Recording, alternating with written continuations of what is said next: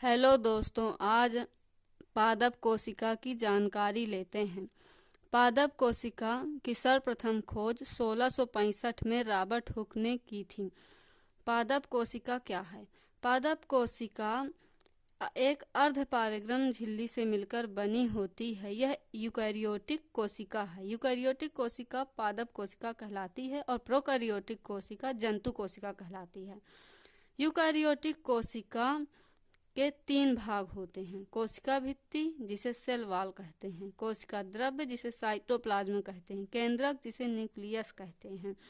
ये तीन महत्वपूर्ण भाग हैं जिससे मिलकर एक यूकैरियोटिक पादप कोशिका का निर्माण होता है। पादप कोशिका के प्रमुख कार्य। पादप कोशिका के प्रमुख कार्य निम्नलिखित हैं। जैसे प्रकाश का संश्लेषण। पादप कोशिका में प्रकाश का संश्लेषण होता है। प्रकाश संश्लेषण क्या है?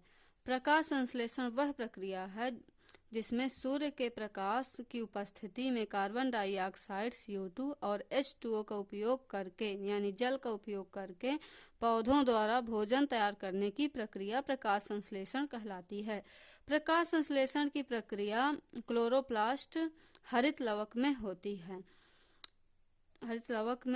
है। पादप कोशिका विभिन्न अंगों से मिलकर बनी होती है जो इस प्रकार हैं। पादप कोशिका में कोशिका भित्ति पाई जाती है। कोशिका भित्ति की जानकारी लेते हैं।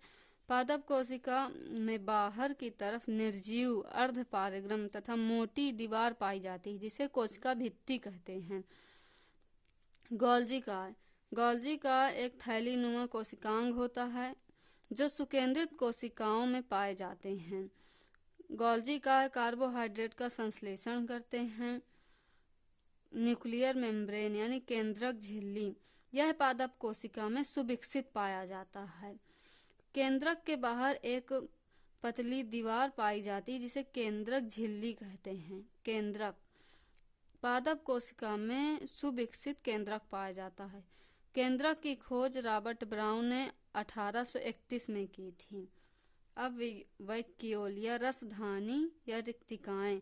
रिक्तिका की खोज एंटोनी वैन लीवेनहॉक ने 1676 में की थी। यह रसधानी होती है, इसमें विभिन्न प्रकार के रस पाए जाते हैं। ईआर की खोज 1945 में पोर्टर द्वारा की गई थी। ईआर का फुल फॉर्म है एंडोप्लाज्मिक रेटिकुलम। यह प्रोटीन, लिपिड तथा वसा का संश्लेषण करता है।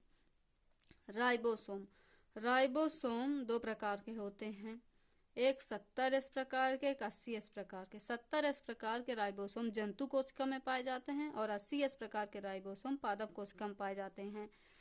प्रोटीन की फैक्ट्री राइबोसोम को कहते हैं। प्रोटीन का निर्माण राइबोसोम में होता है। साइटोप्लाज्म की खोज डुजार्डिन ने 1835 में की थी।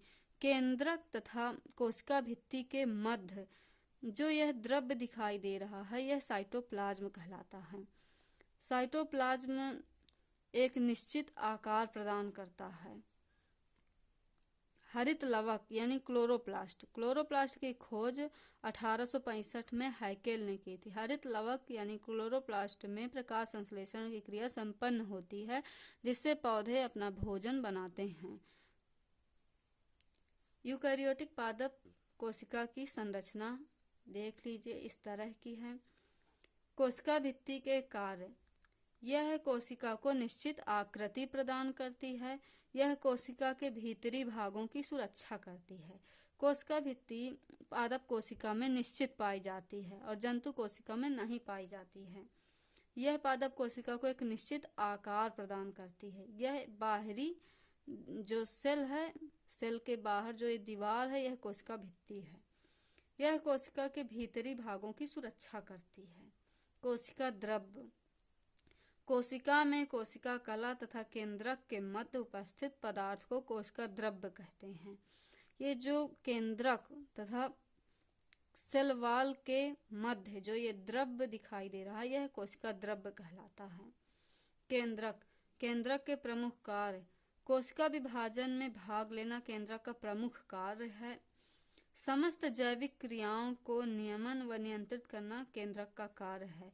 केंद्रक आनुवांशिक पदार्थों को एक पीढ़ी से दूसरी पीढ़ी में स्थानांतरित करते हैं। यह सुविकसित केंद्रक पादप कोशिका में पाया जाता है और अविकसित जंतु कोशिका में पाया जाता है। यह पादप कोशिका की संरचना है जो आपको 5 नंबर दिलाने में बहुत महत्वपूर्ण है। धन्यवाद।